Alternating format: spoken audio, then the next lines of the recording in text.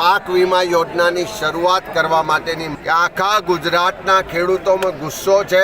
સરકાર તાત્કાલિક જો ખેડૂતોના સંપૂર્ણ દેવા માફ નહીં કરે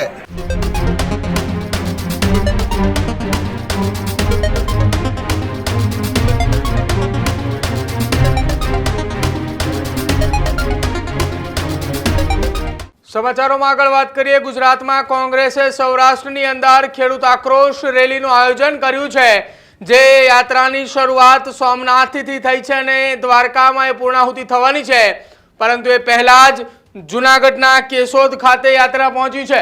કોંગ્રેસની ખેડૂત આક્રોશ રેલીએ જૂનાગઢ પહોંચી છે। સોમનાથથી નીકળેલી યાત્રા જૂનાગઢ પહોંચતા જૂનાગઢના કેશોદ ખાતે અમિત ચાવડાની આગેવાનીમાં એક સભાનું આયોજન કરાયું હતું। ખેડૂતોના દેવા માફીની માંગ સાથે આક્રોશ રેલી શરૂ કરાઈ છે। સૌરાષ્ટ્રના 11 જિલ્લાઓમાં ખેડૂત આક્રોશ રેલીનું આયોજન।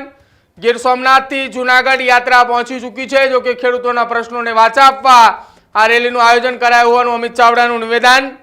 ગુજરાતના ખેડૂતો અમારી સાથે હોવાનું પણ કોંગ્રેસ પ્રમુખ અમિત ચાવડાએ નિવેદન આપ્યું છે।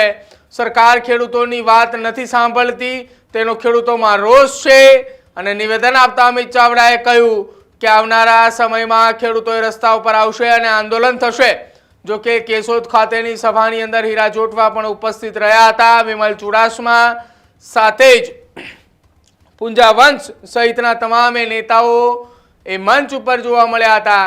જૂનાગઢ શહેર કોંગ્રેસના નેતાઓ, જિલ્લાના નેતાઓ પણ એ મંચ ઉપર જોવા મળ્યા હતા અને આ તમામની વચ્ચે અમિત ચાવડાએ ત્યાંથી ખેડૂતોને લઈને સૌથી મોટું નિવેદન આપ્યું છે। જો કે કોંગ્રેસના નેતા હીરા જોટવા અને અમિત ચાવડા એક સાથે મંચ ઉપર સાથે જતા પણ દેખાયા હતા। એ દ્રશ્યો પણ સામે આવ્યા હતા, જેને લઈને ફરી એક વખત ચર્ચાનો વિષય એ સૌરાષ્ટ્રની રાજનીતિની અંદર થયો છે, કેમ કે થોડા સમય પહેલા જ હીરા જોટવાની સામે ગંભીર આરોપો પણ લાગ્યા હતા।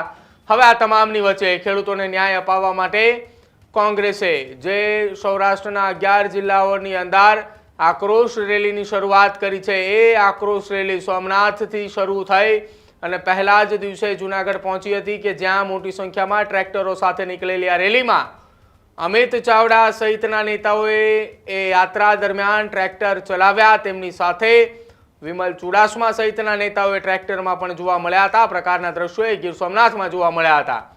11 જિલ્લાના પ્રવાસ બાદ આ 13 તારીખની આસપાસ આ યાત્રા દ્વારકામાં પૂર્ણાહુતિ થશે। જો કે પહેલા તમામે જિલ્લાની અંદર યાત્રા પહોંચે ત્યારે તેમનું સ્વાગત સન્માન અને સાથે જ સભાના પણ આયોજન કરાયા છે અને આ સભા દરમિયાન કોંગ્રેસના દિગ્ગજ નેતાઓએ ભાજપ અને આપને આડે હાથ લેતા પણ જોવા મળે છે।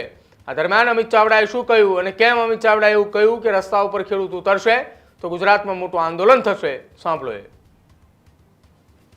ગુજરાતનો ખેડૂત આજે ચારે તરફથી હેરાન પરેશાન છે ને આર્થિક ભીષ્મ છે। એવા સમયમાં ખેડૂતોના સંપૂર્ણ દેવા માફ થવા જોઈએ અને પાક વીમા યોજનાની શરૂઆત કરવા માટેની માગણી સાથે ખેડૂતોની જે તકલીફ છે, જે પીડા છે, દર્દ છે, જે આક્રોશ છે, એને વાચા આપવા માટે સોમનાથથી ખેડૂત આક્રોશ યાત્રાની કોંગ્રેસ પક્ષ દ્વારા શરૂઆત કરવામાં આવી છે। સમગ્ર સૌરાષ્ટ્ર વિસ્તારમાં આ યાત્રા અલગ અલગ જિલ્લાઓમાં ભ્રમણ કરી 11 જિલ્લાઓમાંથી પસાર થઈને 13 તારીખે દ્વારકા ખાતે સમાપન થવા જઈ રહી છે। અને આખા દિવસ દરમિયાન આજે સોમનાથથી યાત્રાની શરૂઆત થઈ અને આજે સાંજે કેશોદ ખાતે આ ખેડૂત સભામાં સમાપન કરવામાં આવ્યું છે। દિવસ દરમિયાન અનેક ખેડૂતોના ખેતરમાં જઈ અને એમની નુકસાની, એમની તકલીફ, એમના પ્રશ્નોને સાંભળ્યા છે, જોયા છે।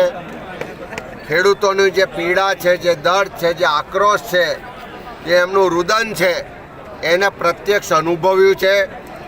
અને આજે આ યાત્રાના આખા દિવસ દરમિયાન જે લોકોનું સમર્થન મળ્યું છે, જે ખેડૂતો આ યાત્રામાં જોડાયા છે, જે લોકોનો અવાજ બુલંદ થતો જોયો છે, હું ચોક્કસ સરકારને કહેવા માગું છું કે આખા ગુજરાતના ખેડૂતોમાં ગુસ્સો છે।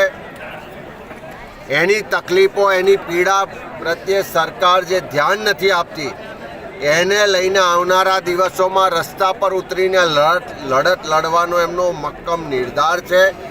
સરકાર તાત્કાલિક જો ખેડૂતોના સંપૂર્ણ દેવા માફ નહીં કરે તો આવનારા દિવસોમાં આક્રોશ રસ્તા પર આંદોલનમાં પરિવર્તિત થવાનો છે અને સરકાર જો ખેડૂતોની વાત નહીં સાંભળે તો સરકારને પણ જવાનો વારો આવશે.